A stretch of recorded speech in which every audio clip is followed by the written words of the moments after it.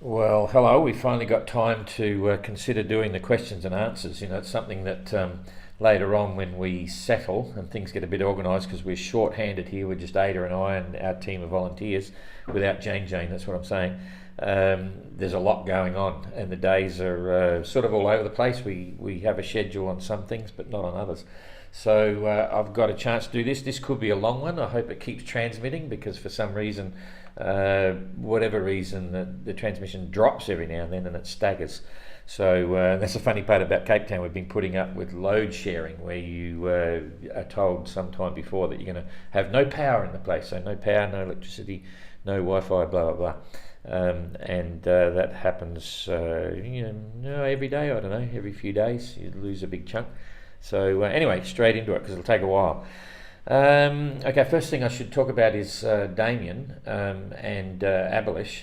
I'll get into Damien first. And Pat. Pat's retired, which is cool. He's not cool, but a pretty simple issue with the headed bush, a bearing or a headed bush that's on the servo pendulum rudder swings like this, and it's got a pivot point at the top. I don't know if you can see that. Has a shaft going through that casting, and it has two bushes, one on each end. So it's not a rolling bearing, it's just really a bush to make sure it fits perfectly and just slides back and forwards.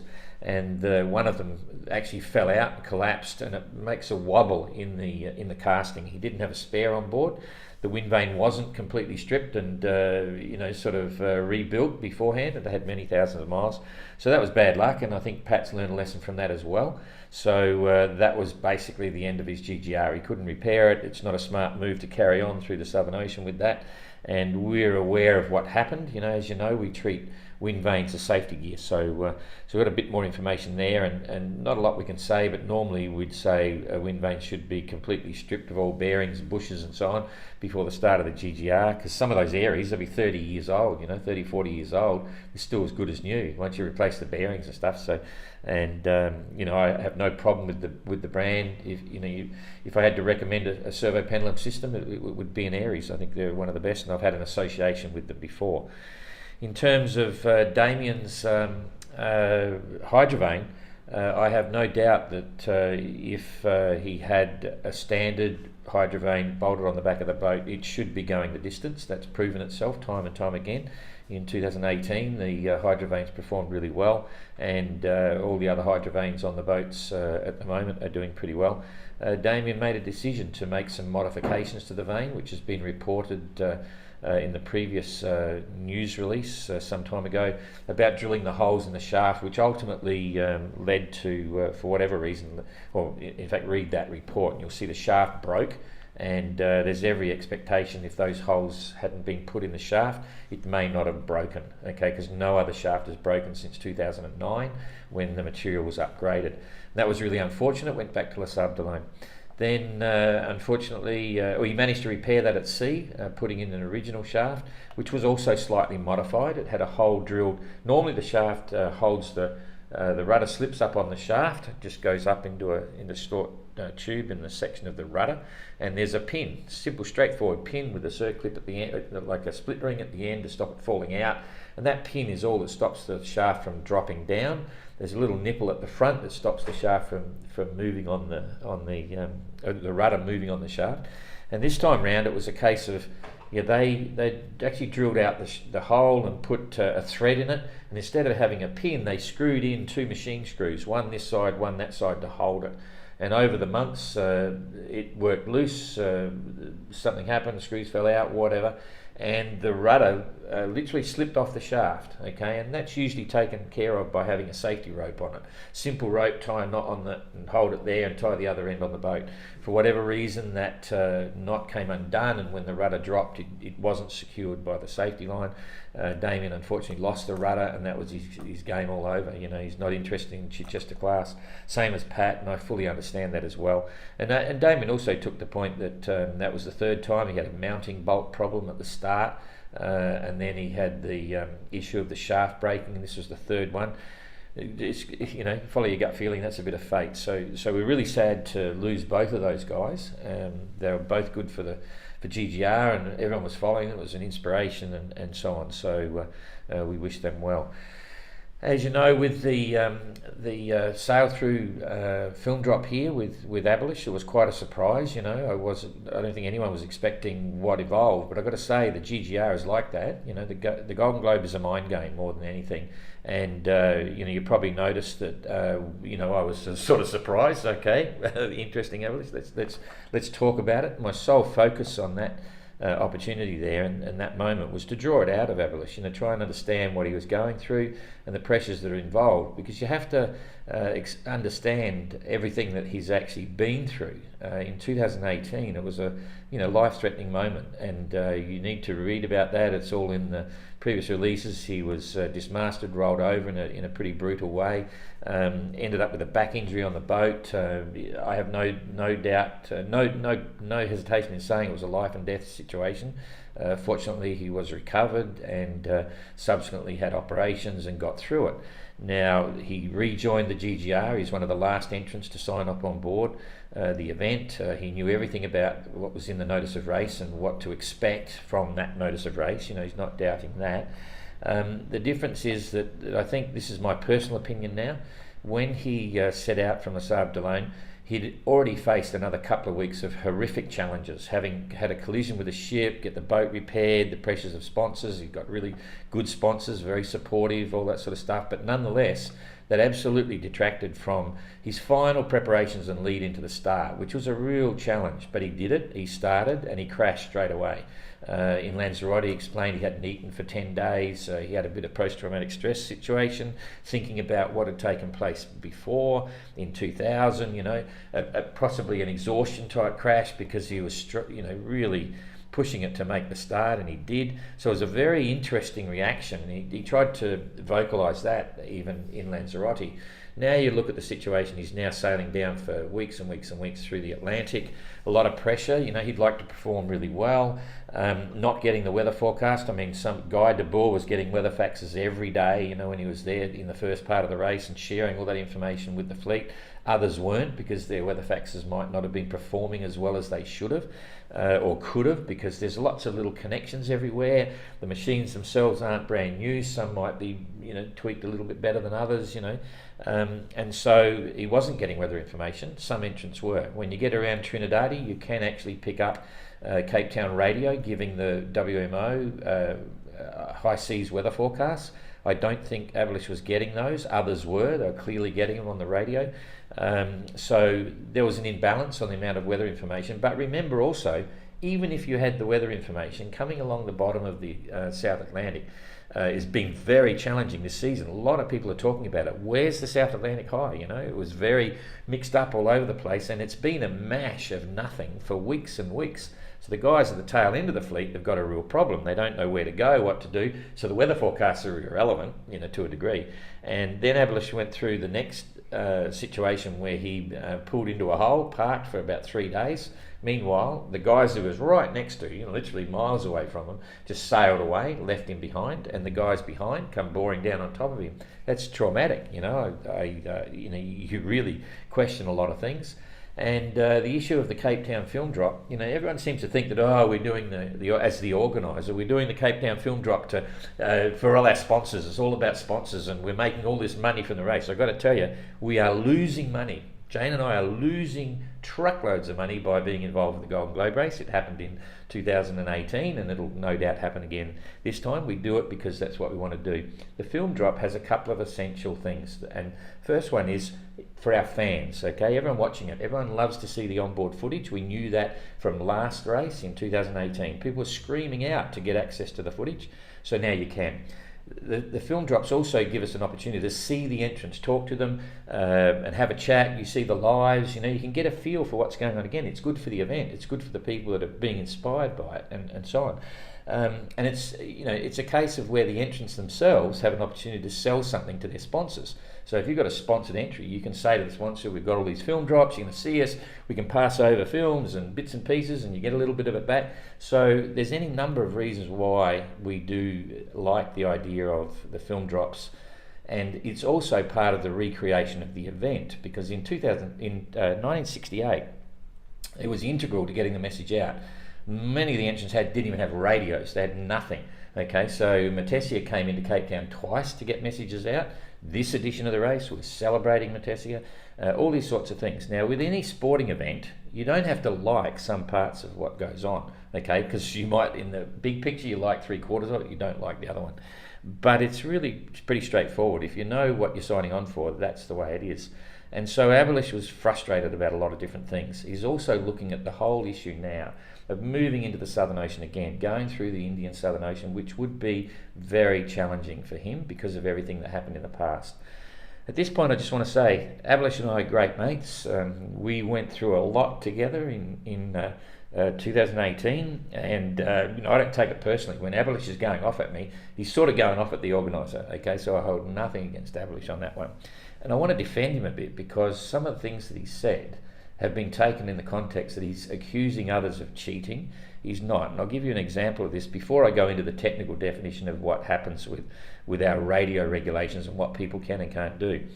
When Abhilash made reference to some entrants, getting private weather forecasting and stuff, or other entrants not getting on the radio to tell them their positions and things like that, my interpretation, my take on that is he's not suggesting anyone's cheating. What he's saying is, this is crazy when you're in a race and you want to get this information yourself, and there's an imbalance of the information that's happening, and so he's more explaining the frustrations of not being able to race properly.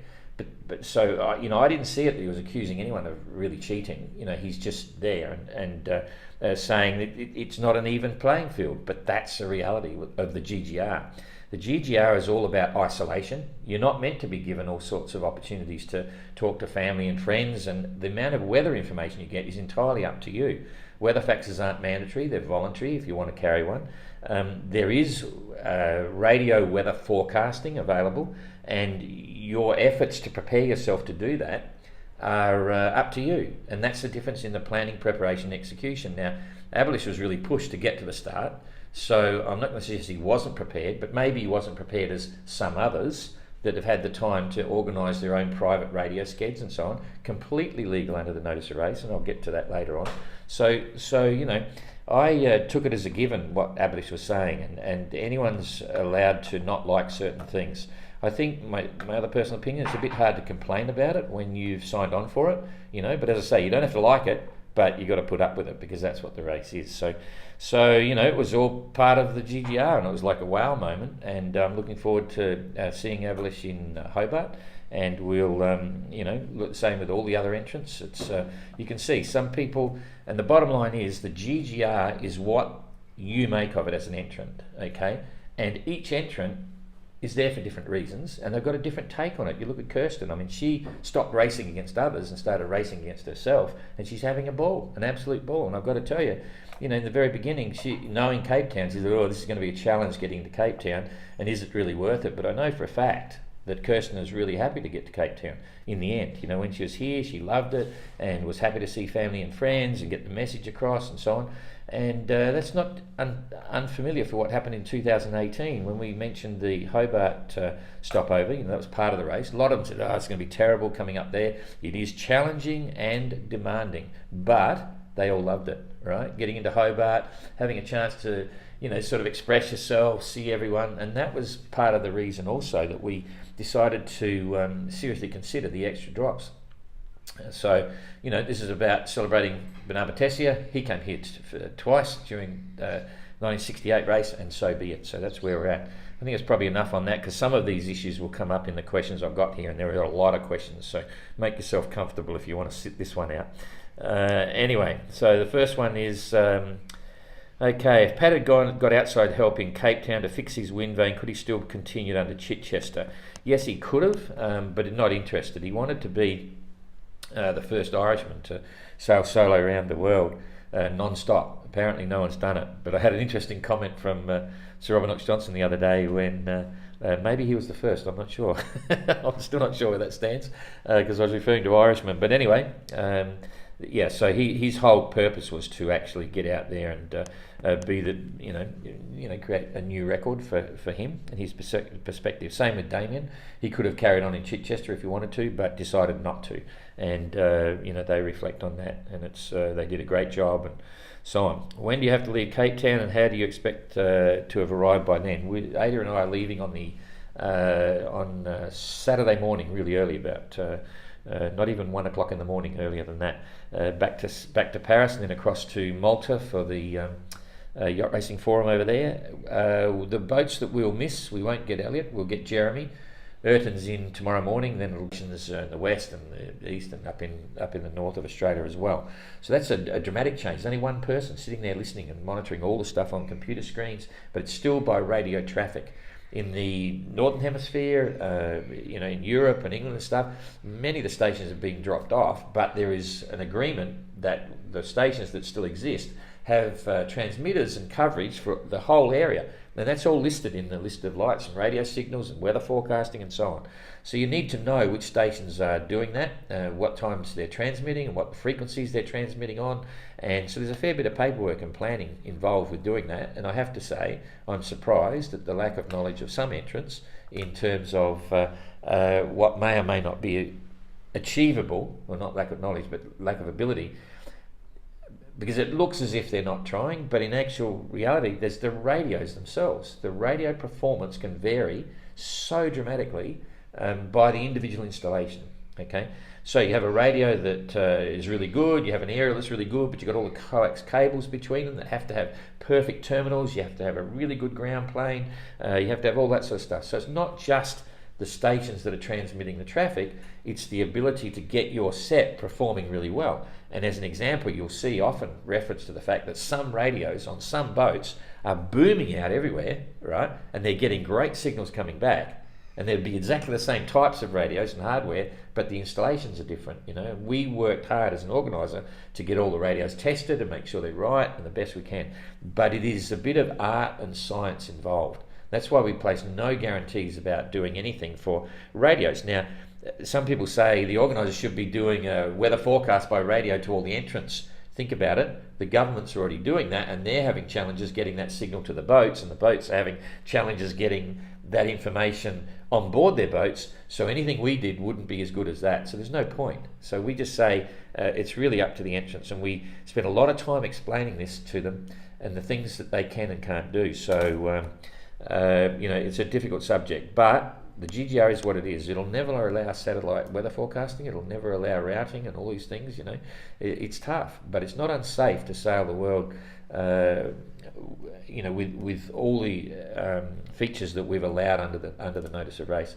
On top of that, just to expand, anytime we see severe weather coming, heavy weather, we attempt to contact the entrants through our systems. It's without obligation because we have to be careful what we do, but we usually get to them with information on what storms are coming, what wind direction to expect, what the sea state is, and even on occasions, not yet, but in 2018 we had many occasions where we would give weather routing information to the entrants to suggest that they should head in one particular direction or another to minimise or mitigate the impact of the storms.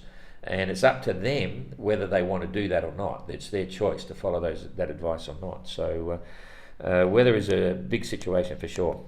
Julie C. Do the entrants have a mental health hotline to dial into should they ever need it? Yes and no.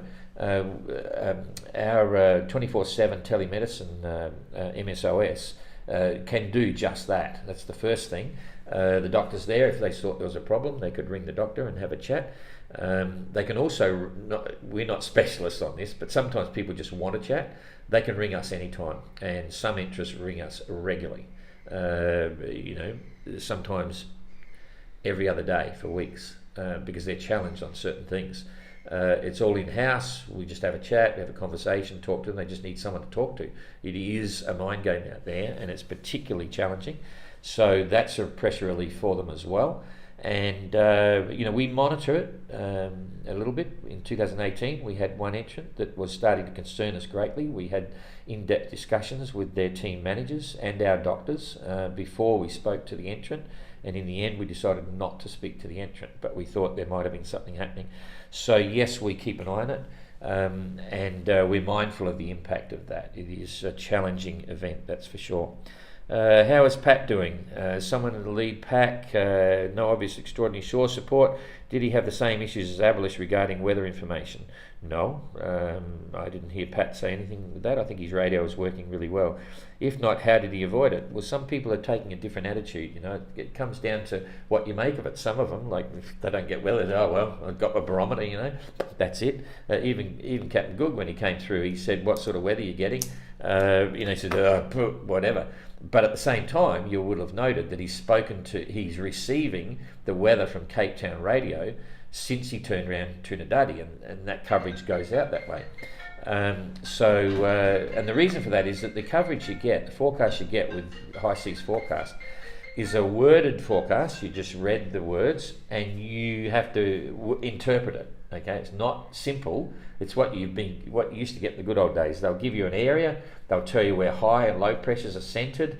They'll give you the barometric reading of that. You know, how many millibars or hectopascals up and down for those, and then what the wind direction is, and all these sorts of things. And you can actually. I'm getting a message here. What's that? Nothing. Yeah. Okay. And you have to think about it. You have to draw up your own little map and start thinking, and that's not as easy as you think. So some people don't even worry about it. They say, boom. But the simple facts like wind direction and strength they get. But tactically, when you get that, sometimes you have to listen to two zones, because one zone might be further upstream or downstream or whatever, and you're giving forecasts. So they'll say what it is expected in the next 6 hours or 12, 24 hours. You've got to think about that. So weather is a big part of what's going on. Stefan, Kirsten's boat isn't on the list of approved designs. Curious about that. In fact, when I read that, I still haven't had a chance to look. Her entry came in, we have a notice of race and we updated at certain times and so on.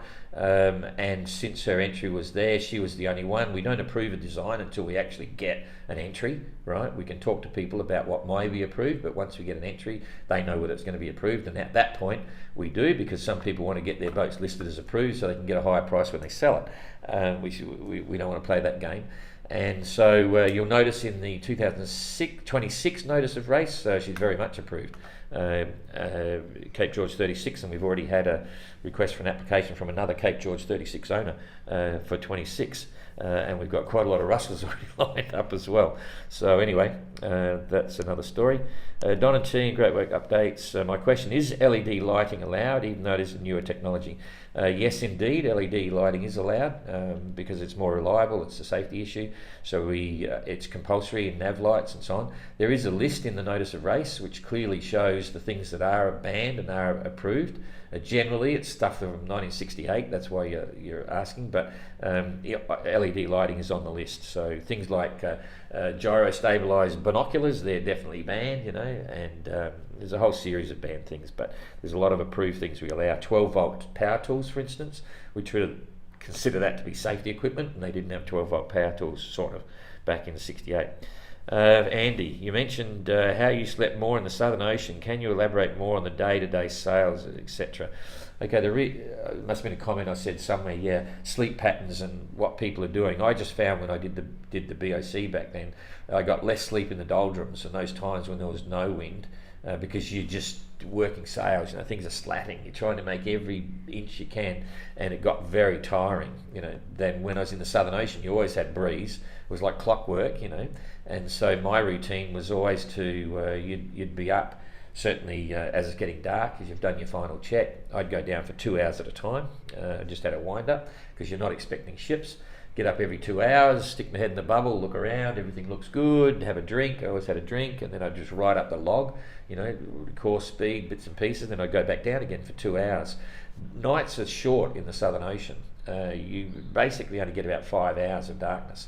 And so you try to sleep as much as you can. Then I would have, as soon as first light you could see, I would get up and have a good look around. I wouldn't necessarily go on deck, right? I'd be in a cuddy or whatever, and then write up the log, everything that's good. I'd shake out a reef. It was pretty much a process. I'd be reefed down one reef extra at night time, so I didn't have to go up if something's happening, because underneath the big clouds, I've explained this in the previous Q&A, you get about 10 to 15 knots more breeze. and you've got these big squalls all around the Southern Ocean. You might see 4 or 5 in the daytime, different places, and when they come over, the wind picks up. So during the day, when you're racing, you're going fast, and when it comes over, the clouds come over, you've got to put a reef in. You don't want to do that at night time, so it goes to reverse. You set the boat up for under the clouds, and then I would just obviously go a bit slower between the clouds because I'm sleeping. But it was a safer, more regular routine to do. You don't want to make mistakes. That's when you make a mistake, people sail past. It's harder to chase them down to sail past them, but just don't make mistakes. So, and I think you're inside a lot more in the Southern Ocean as well. You're not sitting out in the cockpit as much. Colvick Sailor, Don, did Abhilash have his... yeah, okay. Yeah, Abhilash was upset when he left Cape Town, there's no question. Some of the things you may not have picked up in the race, he was very emotional towards the end there. And I understand that, and he would reflect on that, and the whole thing down. We all were. So that's the first one. You cannot get any routing information. No one can direct you to go to a particular weather system. It's only that one weather forecast. That's the first thing. In terms of positions, you're not allowed to give anyone a latitude and longitude position for any entrant in the fleet. Now, the reason for that is if someone had one of those private radio skeds and said, this is the latitude, so many degrees, minutes, seconds, blah, blah, blah, for there, the person they're referring to can listen to that call and they don't have to use their sextant. This was something that we had to make a rule change in halfway through the GGR in 2018 because everyone was getting the positions off the tracker and talking to them on the radio, and no one was using a sextant. They didn't have to for weeks and weeks. We saw not a good look, so we changed the rule. And it's the same today. But you can give everyone's position on the radio with a range and bearing. So if Tapio's here and Simon's there, he can say, Simon is exactly 214 miles on a bearing of 210 true from you. And Tapio can get on his chart and say, right, I'm here, Simon's there, and Goog's over here, and Damien's over there. Entirely legal because there's no GPS positions. And they can get that position from the GGR tracker or from marine traffic or whatever they want, but at least the entrant then doesn't get a clue because he's got to use his sextant and get all the calculations done. So that's the first one. In terms of times and frequencies, it's up to the individual to work out what they want to do on private radio skeds. So private radio skeds are completely legal, but they take a bit of work to set up. Okay, and in the case of Tapio, he's got a regular sked at different times, and because it's in Finnish, right, language, and we don't know what that is, but I've got to explain that Tapio, we had 8 or 9 detailed discussions, written emails, back and forth to clarify exactly what they can and can't do on 2 subjects. One is not only the information they're allowed to give and not give, but also on the issue of associated ships, because Tapio, somebody sponsors shipping companies and they've got ships all around the world. So once you become an associated ship at sea, right, the only information they're allowed to give him is exactly the same as what I just said, the WMO forecast. But if it's an unknown ship that no one knew was going to be there and Tapio talks to them, they can get any weather information they want. So it could be looking at Windy TY or Windy and giving them all the analysis, and it's never happened yet, but they could. And some of the entrants regularly talk to ships, and there's no restrictions on the weather they get because that's a tradition of the sea. Okay. The other thing that happens is when an entrant takes into a port, right, to make a repair. So say if they've got barnacles and they come into a port and they decide to anchor, not into a port, rather into an anchorage. They're not allowed to enter a port. Into an anchorage, drop the anchor and work on the bottom of the hull. If they had a problem with the wind vane and they needed technical advice or assistance, they could get the agent to come out and be in a dinghy a metre away from them and say, look, you've got to pull this apart here and you've got to undo those bolts, pull that out. Here's the manual, hold up a manual so that the guys can see it. They can't touch the manual. But that's just technical assistance. But the other entrance of the fleet, he mentions it regularly on the phone calls. So he's in the dark a bit, but he's sailing particularly well. No question about that. So not a lot I can say about that one. How strict are you on equipment on board? 1968. LED light bulbs, cable ties, Velcro, Dyneema. You can use Velcro, you know, that's nothing. Dyneema, you can't use high-tech ropes and lines. Advanced wet weather gear, that's safety equipment, you know, so we don't go there. There's a list in the notice of race, you could have a look at that, and that'll answer your question specifically. In future, should GGR insist on each boat having a weather fax? No, it's an option. It's entirely up to them. We wouldn't make it mandatory. Never would. Is the availability of radio voice weather reports the same now as in 1968? No, it's different, but it's similar. And coast stations no longer listen out. DSC is required, etc. No, as I've explained before, you know, you don't have to talk to this coast station to receive the weather forecast. It's a case of receiving the forecast. There's other options too. There's a lot of private weather forecast, private maritime networks, and we've brought this up in the last Q&A. We've given them an example of one, which is in New Zealand, and that gives them a coverage from just to the west of Hobart all the way through to Cape Horn. They will rebroadcast all the high seas forecasts and take listening watch from all the entrants. They can call them and say g'day, all that sort of stuff. That's just one private maritime network, and there's more all around the world, but I'm not sure anyone spent the time to look to find them, and I was suggesting to them many months before, many months in entrant updates and so on, but I don't think anyone really pursued that at all. But opportunities are there. Can I configure a synoptic chart for each entrant? No, not really, because the entrants are all split out everywhere, and if you want to see a synoptic chart, you could go to Windy, the main program on the internet, put the isobars in there for the map. You can see the isobars there. So, you know, I was brought up in the time of synoptic charts with, you know, cold fronts, occluded fronts, you know, warm fronts and wind direction and isobars, so you just knew how everything worked. But now sailors don't get to see that, and it's kind of interesting. But it's a bit hard for me to get that organised for you. Hi, Don and the team. Apart from the additional film drops, are there any other difference in 2018 race? Yeah, there's some safety differences, the way they can set up their rigs and all that sort of stuff. But generally, it's there's a change of course. You know, with the film drops starting later, September the 4th instead of 1st of July. That's had an impact on the weather. But looking at the Southern Ocean, I'm happy to see most of the storms down south. But because of this Antarctic vortex situation that's happening, I'm a bit starting to wonder now as well, because there's a lack of some wind right along our southern limit at 44 degrees south. If you look along that, it's not the roaring 40s up there anymore. There's a lot of holes. Going to be very interesting. I'm hoping that this Antarctic thing's not going to create havoc and slow the boats down getting to Hobart once again, but we'll have to wait and see. I think that's about all. I don't know what's happened with the... Yep, that's it. So we've covered off on that. Not sure what happened to the transmission. I'll try and find the break and get the rest of it up. So I'll turn this off now, and thanks for that. We'll try and do questions and answers as often as we can. See ya.